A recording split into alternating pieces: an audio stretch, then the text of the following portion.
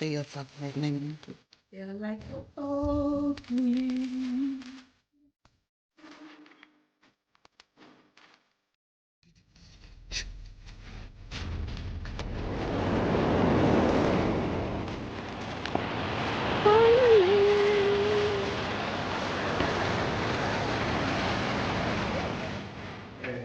I just want to get involved in the camera, but it's not their time, it's my time. My time, my family's time, not their time. Anyway, I just want to get involved in the dinner. I'm talking like this, but anyway. So we're here at Mo2. I'm here with Marley. He's the owner of Mo2, so we're going to just show you, or he's going to show us Mo2. Yes, let's do it. Okay, let's go.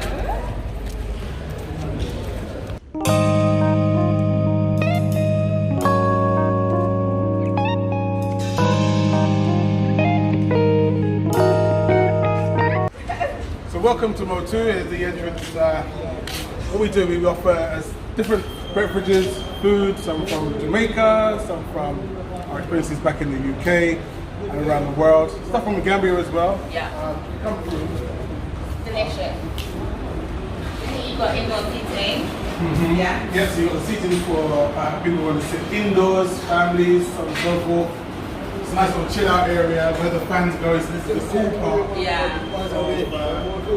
So this is the cool part of the face. Yes, I prefer. I'll show you the back. I prefer. Oh, look at these lights. Sorry, I just love them. It's my favourite. I hope you can hear me.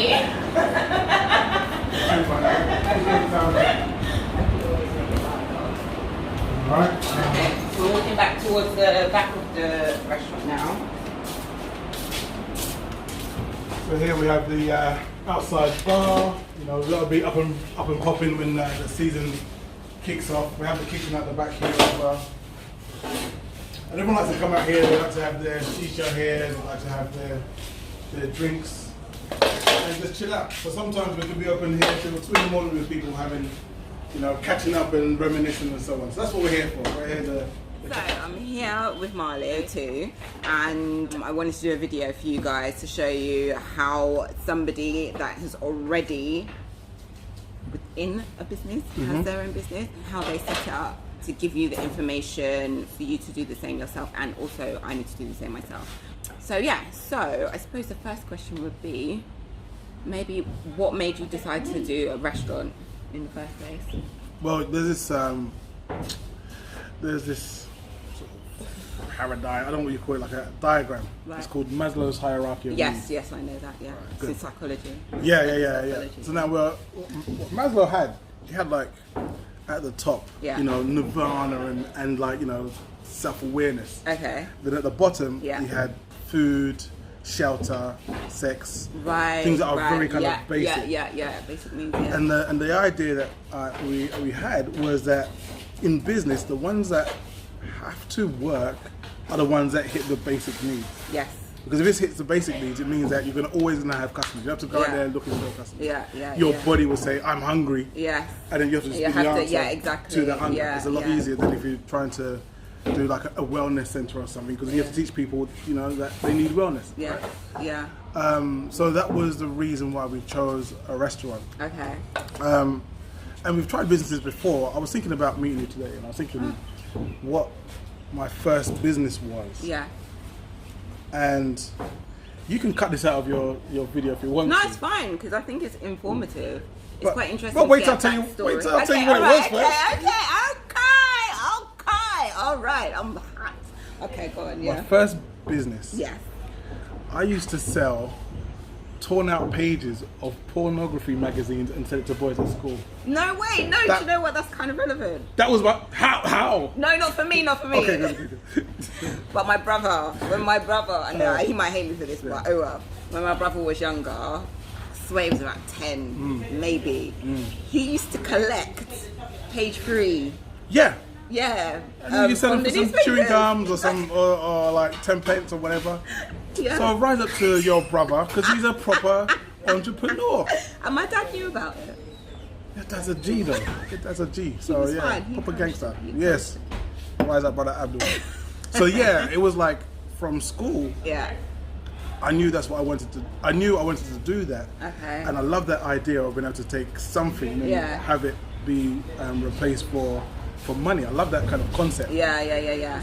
And the whole time, what I've been trying to get to is how do you turn that into something where you have employees, and so you can start to leverage your time. Yeah. And that was really the thing that we've been working on ever since 1985. Wow. When I started secondary school. Wow. So it's been since then till 5 years ago. Born in 84.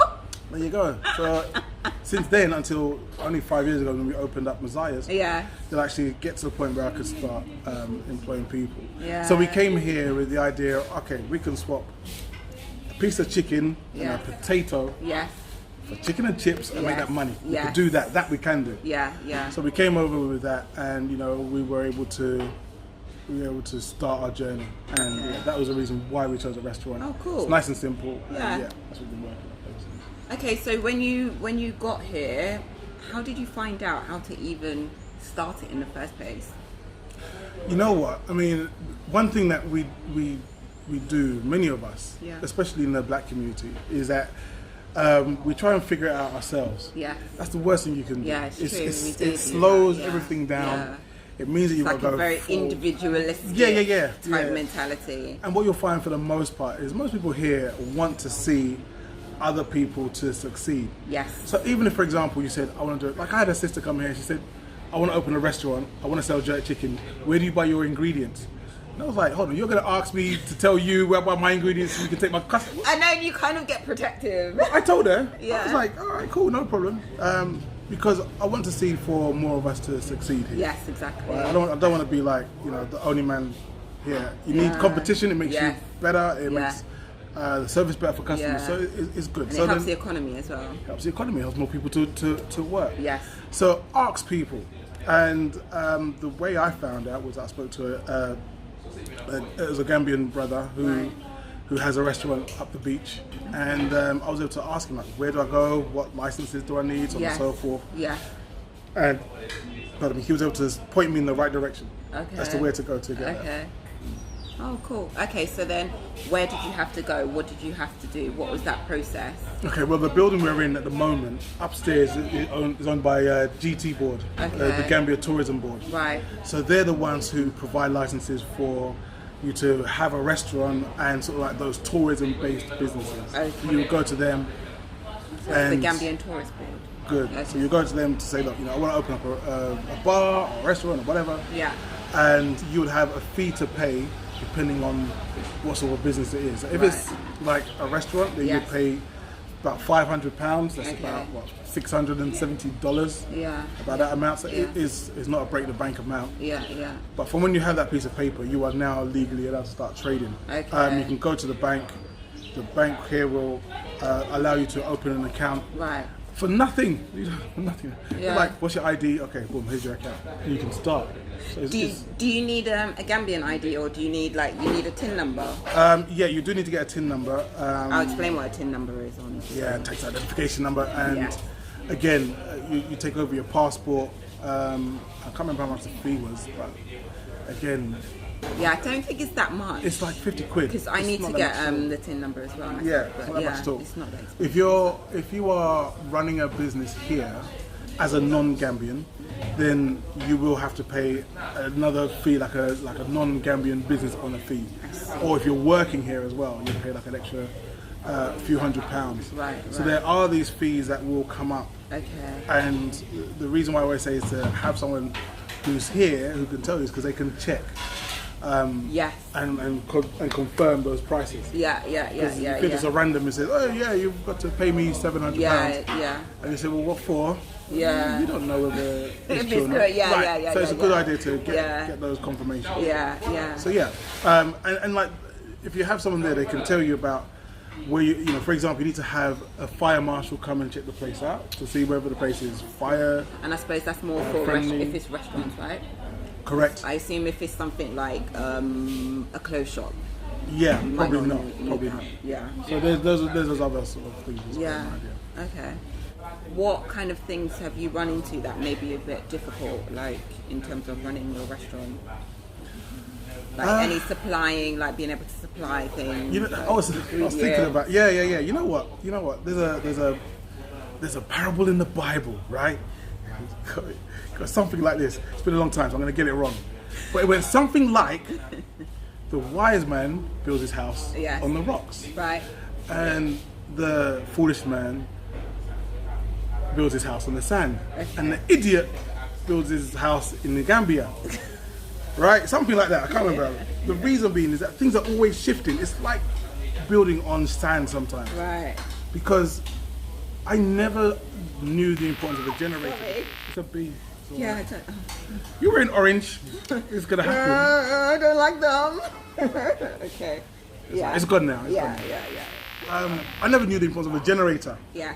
And I was told to bring a generator. I brought a generator with me. Right. It was only strong enough to run the lights and the TV. It wasn't strong enough to run the fridges and the freezers and so on and so forth. Yes. So then I had to get another generator. But then I got a pizza oven, and the pizza oven was electric. It took like all the, so let's get the bigger generator. Now I wasted all this money because I didn't check before coming what I needed. So like, that was a problem. Yeah. There was a time when the water stopped working. Water wasn't running. How do you run a restaurant without water? So now we had to get like these big buckets, big drums, cut them so you could fit in the back of the car. Go up the road, fill it with water, and then drive it back. Lift up this thing, put it in the sink. This time now we've got customers coming in, but we're having to like get our own electricity, our own water, and it's like the electricity as well during the season time. Yeah.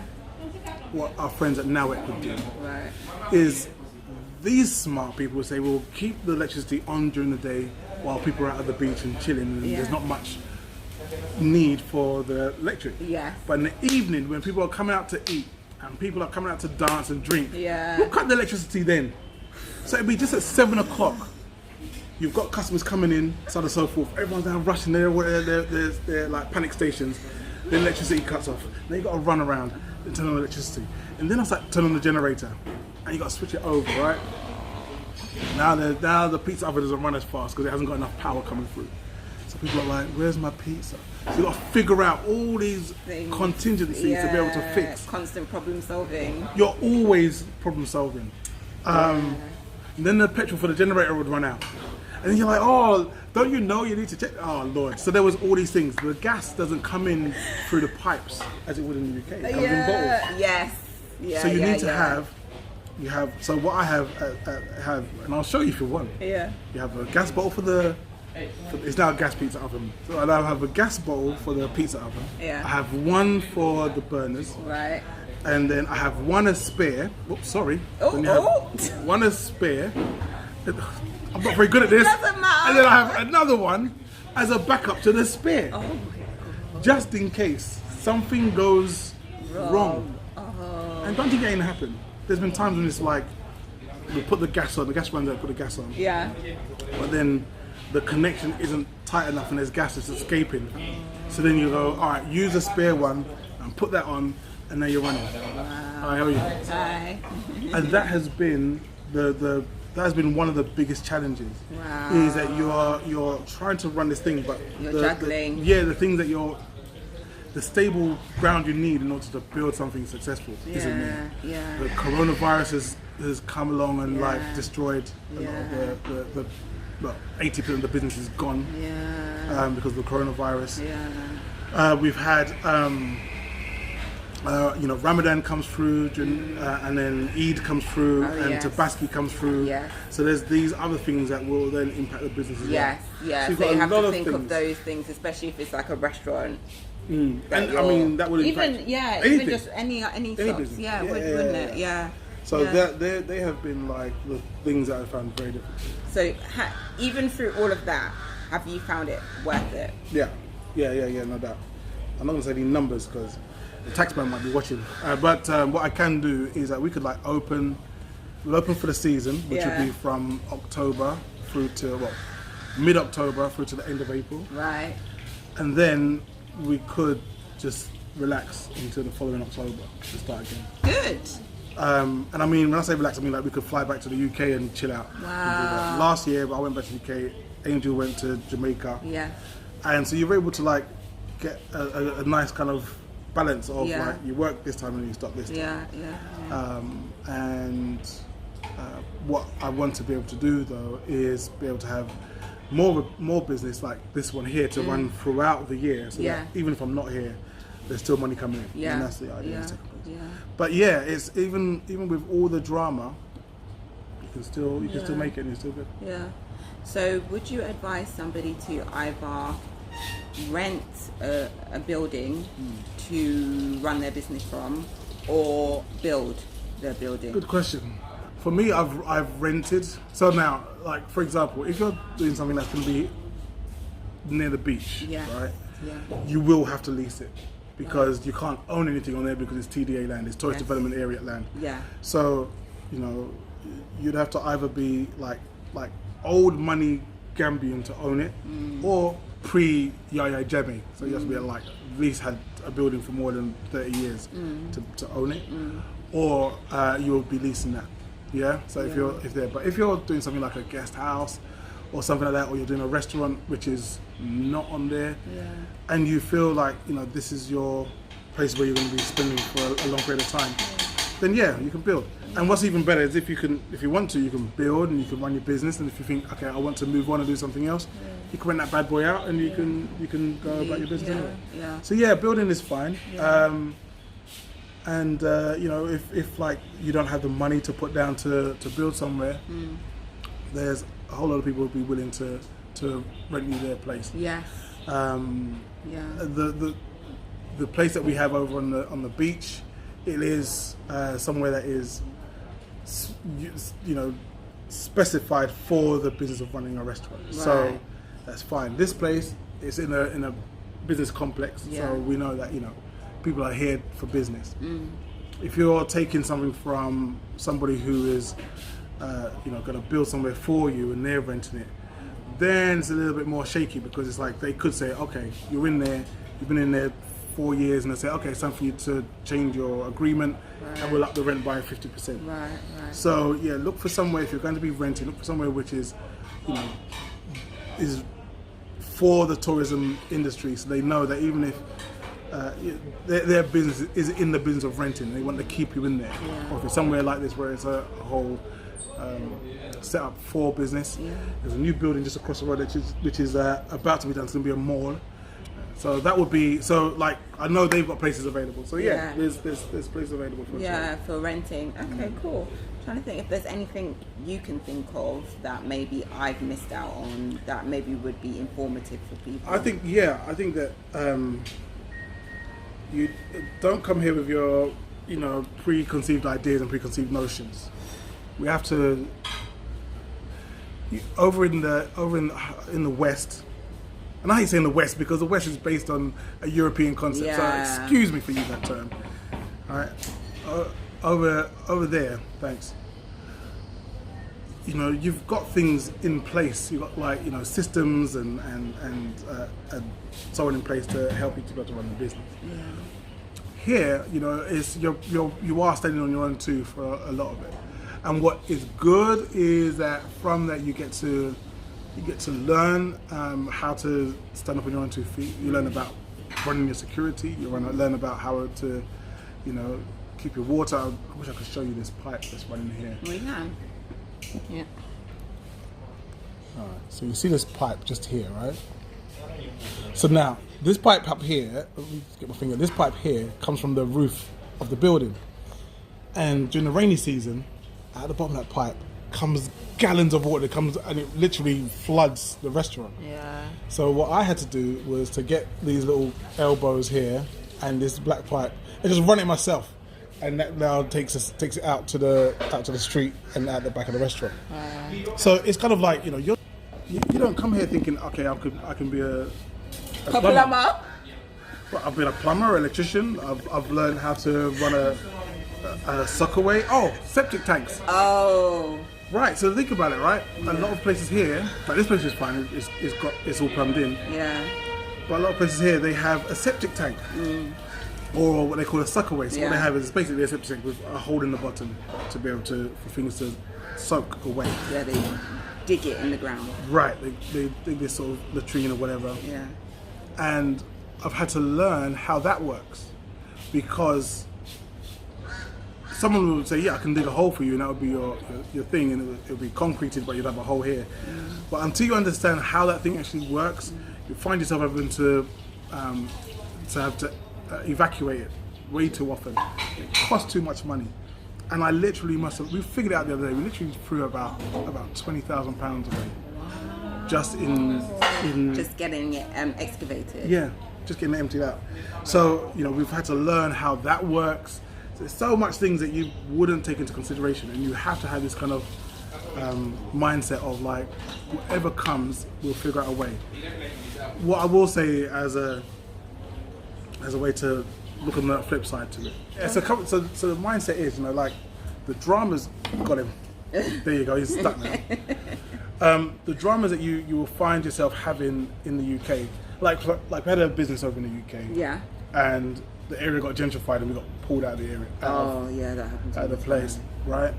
There was nothing I could do about it. Yeah. But the problems that you have here, they're things you can actually fix, you can actually deal with. Yeah. It's like, get a pipe, you can figure it out, or whatever. They're practical issues. They're practical issues that you can figure out yourself. Yeah. So as long as you've got that mindset of like, whatever comes, I will find a way. Yeah. Then you'll find a way. Yeah, and I think that's kind of like a Gambian mindset anyway, isn't it? Like, that's exactly what they do. It's not a thing of, oh, let me call so-and-so, he's going to come here and he's going to come. I mean, you can do that. I call your dad most of the time. Yeah, my problem's like, I have to help me. You can do that, but there's not...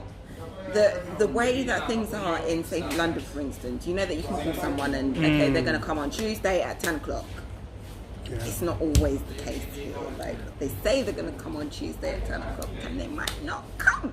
It might be next Tuesday. Might be next Tuesday or following Tuesday, or they come and I don't know. It's just different. The pace of life is very different here. So everything isn't go like it is in London. So you have to just come here knowing that is the case and just roll with it, kind of thing. Don't stress out about it. Yeah, like you have to roll with it. Yeah, it can be a bit annoying, but you just roll with it and just know how to work things. Absolutely. So, and then you learn new things along the way, as you've been saying. So, I don't know. Like, for instance, I'm trying to think. Like, the business that I want to set up is interior design. So, I suppose it would be different. I'll still have to go and get like the same permits, and I have to get a TIN number in order to pay for the taxes. Yeah. But like, I would just have like a studio, I suppose. So it would be very different. It would just be renting out like a space. Could even be a house. It doesn't necessarily have to be just an empty shell. No. But yeah. So I think that is the main crux of everything, isn't it? I can't think of anything. Yeah. Get your mind right before you come. Yeah. Understand that you're coming to a place where the systems that you're used to aren't all there, so it can be shaky, it can be difficult.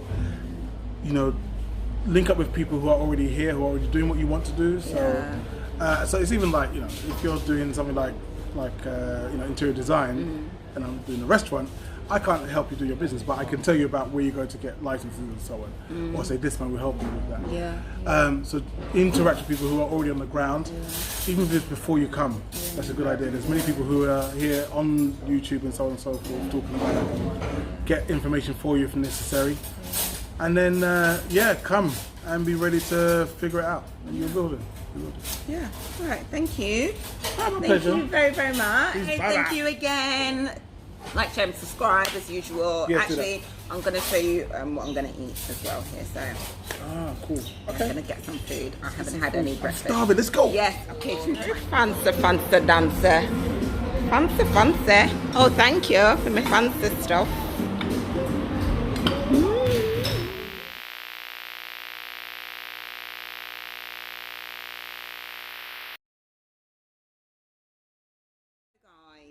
Said I'm going to do a video on how to set up a business, and I thought it would be best to speak to somebody. I'm looking in the wrong camera. I was like, where's the camera? Is that it? You see why? Yeah, it's that. Oh, it's that? Yeah. Good. Got it. See why I end up looking over here? I was like, yeah, exactly, yeah. Start again. Okay, start again. What did they say? Cut! Take two. Take two. Yeah, so now, like, well, that's what I was talking about, shifting sands. Yeah, right, so now... Sorry. This is going really badly. Sorry, huh? No, it's fine. All right, okay. Everyone's used to my videos being a bit, So, yeah. Really like you, don't like, what is going on? It's getting worse. Seriously, mate. Look, no, but they scare me because cool. they sting, don't they? Yeah. I don't want to be stung. Like, they're ignoring me. It's colourful. And the bees, hopefully the bees won't be here when you come.